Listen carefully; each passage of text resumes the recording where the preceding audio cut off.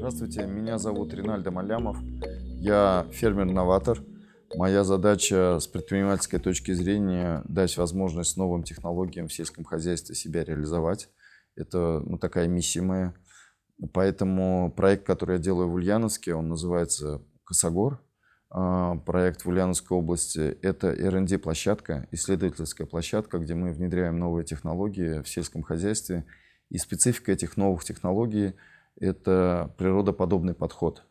Создание пастбищной экосистемы как инжиниринговое решение, то есть когда с инженерным мышлением ты подходишь и проектируешь, как могла бы выглядеть экосистема.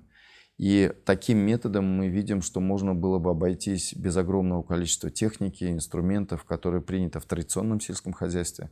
Можно получать продукцию высочайшего качества. В своем манифесте «Дикого поля» хищники выпасали животных. Нормальный хищник никогда самое сильное животное не заберет. А я был свидетелем того, когда на стойбищах черного оленя, первое, чему они учились, потому что приехали летом в Арктику, это было как прятать годы. Я вам хочу сказать, это тоже шикарный эксперимент, когда я видел разные климатические зоны. И самое главное, мы в этом проектировании можем заложить социальные и экономические задачи, которые это хозяйство должно решать. Результаты неплохие, больше 10 лет я веду этот проект. Мне очень приятно быть в Якутии, потому что я считаю, что Республика Якутия – это сердце севера, и здесь очень многие процессы как зарождались, как сейчас зарождаются, очень много инновационных подходов. Я год проработал в экспедиции. Я был в плейстоценовом парке у Сергея Афанасьевича Зимова в 2019 году по 2020 год, то есть год я работал зооинженером, работал с животными и смотрел над тем, как можно было бы моделировать эти процессы в условиях Крайнего Севера. Я сейчас приехал, поскольку была повестка и встреча по климатической повестке, и считаю, что роль животных и птиц в изменении климата и в том, чтобы способствовать созданию комфортных условий для жизни, она очень велика. Рад, что моими исследованиями заинтересовались. Была у меня встреча со студентами. И самое ценное – это все-таки видеть горящие глаза молодежи, у которых будущее находится в их руках. В наших руках наше настоящее. Я закончил Ульяновский государственный технический университет, и моя специализация была менеджмент. В направлении менеджмент я специализировался, и защита моей дипломной работы была управление природными объектами. Управление как процесс завораживает, потому что за счет мысли, деятельности человека, за счет организации можно по-другому построить процессы и получать совершенно интересный результат. Я закончил аспирантуру, в рамках обучения в аспирантуре преподавал экономику природопользования. И, наверное, научная база того, чем я сейчас занимаюсь, была сформирована еще в далеком 1999 году. Потом была годовая стажировка в Германии. Я закончил по президентской программе подготовки управленческих кадров обучение в зарубежных вузах. И всегда я сталкивался с той ситуацией, что видел, как важно сельское хозяйство влияет на образ жизни людей. Это не только вопрос продовольствия, это вопрос того, как люди живут на земле, как много урбанизация вносит в изменение смысла жизни. И в 2009 году столкнулся с первым финансовым кризисом, который у нас тогда был. Крупная компания в городе, в Ульяновской области, где я был лидером этой компании, коммерческим директором. У нас было больше 1000 человек работающих, очень много разных направлений. Столкнувшись с проблемой вот этого финансового кризиса, я понял, насколько неустойчива наша жизнь. Мы можем в любой момент потерять наши финансы. Мы слишком сильно зависим от цены, которая сложилась на топливо, на питание. И можно создавать другого рода решения. Мне потребовался еще год осознания того, что я в этом направлении хочу двигаться. И в 2010 году я закончил обучение по курсам пермакультуры австрийского фермера Зеппа Хольцера. И в ходе этого обучения я отрабатывал управленческие задачи, потому что сам себе подход, мне кажется, он просто революционный. Зепп Хольцер рассказывал, что главные его сотрудники на ферме – это не люди, они помощники, а главные сотрудники – это животные и птицы. И вот когда ты понимаешь, что сама природа и есть твой сотрудник, с кем ты должен взаимодействовать и добиться результата, и потом вдруг видишь этот результат. Например, у меня гуси пропалывают клубнику. Это просто феноменально. Они просто оказывают услугу, и этой услугой зарабатывают себе на жизнь. Их не надо зимой резать. У меня были гусаки, которым было по 5, по 7 лет. Они много лет жили, и накопленные знания от того, как себя вести в этой местности, они передавали своим детям. И это тоже очень интересно, видишь, как идет процесс обучения внутри их коллективов. После этого у меня был опыт работы и с коровами, и с овцами, и с козами, и с яками, и с лошадьми, конечно же. И в республике Саха-Якутия я познакомился в работе с бизонами, северным оленем. И хочу сказать, что северный олень учил бизона, как добывать траву из-под снега, как копытить. Северные олени показывали коровам в первые годы, когда они приехали из Иркутской области, как можно было бы спасаться от большого количества насекомых, слепней, оводов, которые здесь в большом количестве. И в этом и есть суть человека, что мы только организовываем этот процесс. И я, как свою базовую профессию менеджера, управленца, максимально полно реализовываю в том, что я вот сейчас организовываю такие процессы. Я не склонен давать советы, я всего лишь показываю другой взгляд на процессы, с которыми они сталкиваются.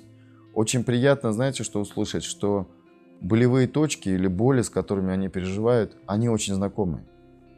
И диагностика показывает, все переживают дорогой ГСМ, сложности с покупкой техники, сложности с тем, чтобы вырастить скот, и когда ты их откармливаешь зерновыми, получается высокая себестоимость, и надо как-то уложиться в то, что рынок может за это предложить. Это не только знакомо, это боли, с которыми я давным-давно уже нашел решение, свои таблетки какие-то выработал. И больше 10 лет я внедряю другие процессы, в которых ты понимаешь, что нужно создавать многовидовые сообщества, когда эффективность у тебя на пастбище одновременно пасутся овцы, лошади, коровы, эффективность такого выпаса в разы выше, и производительность труда в разы выше, чем если вы занимаетесь только одним видом животных. Очень приятно, что не только я услышал эти боли здесь, в Якутии, когда я общался с оленеводами Чукотки, они говорили о тех же проблемах. Только один олень не может обеспечить семью полным достатком, который хотелось бы. Есть нехватка молочного белка. И оленей, конечно, можно доить, но это очень маленькие объемы молока, то есть для семьи этого недостаточно. И когда я с оленеводами делюсь информацией, вот мое выступление было в начале декабря на Таймыре, в Норильске, мы встречались с оленеводами Дудинки. Когда я делюсь информацией о том, что будет, если в стадо появятся другие виды животных, например, к оленям дополнительно появляются лошади. Это настолько делает более эффективным сам процесс производства, что, скорее всего, ответы на вопросы, что будет в сельском хозяйстве, они как раз вот в этом. Нужно изменить организацию процесса. И мне очень приятно, что мои идеи нашли отражение в фильме, который 1 марта был показан в кинотеатре «Художественный» в Москве «1/8 земли. Визионеры России».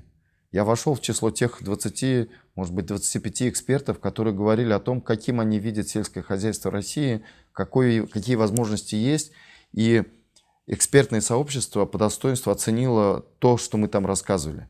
Одни эксперты говорили, что ставку нужно делать на робототехнику, другие говорили о силе искусственного интеллекта. Я рассказывал о моем природоподобном методе, то есть мы, когда работаем с животными, как в природе.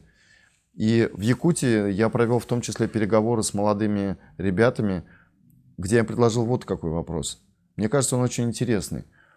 А что будет, если искусственный интеллект в сельском хозяйстве будет не исследовать то, как мыслит человек, и моделировать человека, а искусственный интеллект в сельском хозяйстве, на примере Якутии, будет думать то, как думает об этом корова или коза, и посмотрит на природный объект, на пастбище, на эти травы, с точки зрения животных и птиц. И тогда, получается, искусственный интеллект тоже будет другой. Я думаю, что для молодых специалистов, кто в этой сфере занимается IT-программированием, исследованиями, есть очень хорошая фора. И еще фора, знаете, какая? Природа Якутии – это то, что мы видим в плейстоцене было. Это то же самое, что сейчас в Африке. Это те же самые саванны, похожий подбор животных. И в Африке скоро будет демографический взрыв, когда появится несколько миллиардов человек еще на Земле именно в Африке. Накормить этих людей и решить так, чтобы они жили, но при этом не губительно жили для природы, для этого нужно делать эксперименты. И то, что мы делаем сейчас в Якутии, я надеюсь, будет в ближайшие 5 лет реализовано в Якутии, это экспортный товар. В Африке запрос на такого рода технологии и решения, природоподобные решения управления животными и климатом, они точно будут востребованы. Поэтому сейчас в Якутии для молодых специалистов это возможность найти себя в этом огромном мире, и это глобальное решение. Хотя мы действуем локально в условиях республики, и это вот прямо здесь на месте происходит.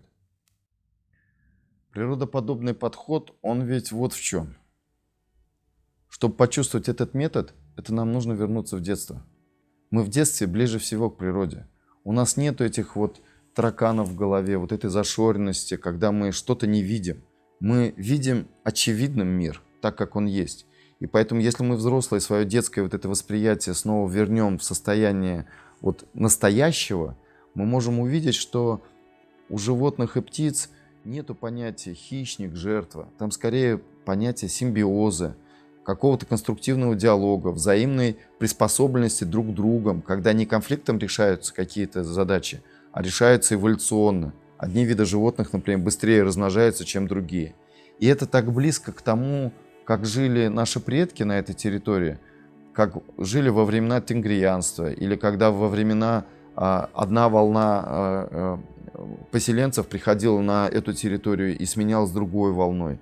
То есть народы приходили, и они так или иначе вынуждены были жить в гармонии с природой. Да, природа особо не ценила человека как элемент, которым нужно гордиться. Но при этом природа предоставляла людям сообразительным, те, кто могут встроиться в экосистему, жить в своей пищевой цепочке, в экосистемных подходах. И поэтому это отчасти, я на это акцентирую внимание, это кочевник нового типа. Это не тот кочевник, который кормил скот, и ему было неинтересно, что происходит дальше с травой и землей. Это тот кочевник, который кормит скот так, что травы становится больше, а в земле плодородие растет. Это другой тип, это, скорее всего, кочевник 5.0, это будущий новый тип взаимодействия. Но когда я говорю кочевник, это не тот человек, который скачет по степи на лошади. Для меня кочевник – это как мобильная инфраструктура. Мы должны поменять отношения, когда у нас стояла корова на ферме, и вокруг нее бегают трактора. Одни корм приносят, другие навоз выводят. Если корова сама может перемещаться в пространстве, она как мобильный элемент может сама дойти до корма. И, наверное, она сама может оставить навоз там, где это нам нужно. И, соответственно, вот это мобильное решение, которые сейчас стали частью нашей жизни в сотовой связи, я предлагаю в сельском хозяйстве также использовать и внедрять. И чего проще, если ферма переедет, мы не навоз вытаскиваем из фермы. Чего проще, если мы новые задачи будем ставить. Например, у меня ведь не только гуси пропалывают клубнику. У меня подписаны контракты, где коровы помогают людям. Бывшие поля заросли валежником, кустарником, тольником. И этот валежник, кустарник и тольник поедают сейчас козы, овцы и коровы и снова превращают в поле. У меня подписан контракт, где за 3 года я должен человеку вернуть это состояние поля. Это делают животные. Им еще платят за это как за услугу. И поэтому такого рода услуг их может быть много. И самое ценное, что мне нравится в республике большое количество людей с креативным подходом. Творчески мыслят к тому, что принято дедовским методом. И мне очень нравится кинематография Республики Якутия, потому что молодые и профессиональные команды так могут показать опыт наших предков, вот этнокультурный опыт, того, как это было в прошлом, одухотворение птиц, животных, что в современном прочтении это сверхактуально. Там нету ни грамма наноса того, что вот они вспоминают какие-то старые моменты. Все говорят о том, что смотрите, как свежо, как по-новому они видят прочтение культурных ценностей, которые здесь народы сформировали. И вот этот креатив, вот эта молодежь, вот эта вот энергия молодая, это и есть синоним слова новация. Инновация в сельском отрасли, сельскохозяйственной отрасли, которая очень инерционна, она построена по классическим принципам. И вот эти новые решения, они могут освежить взгляд, новый взгляд на человека.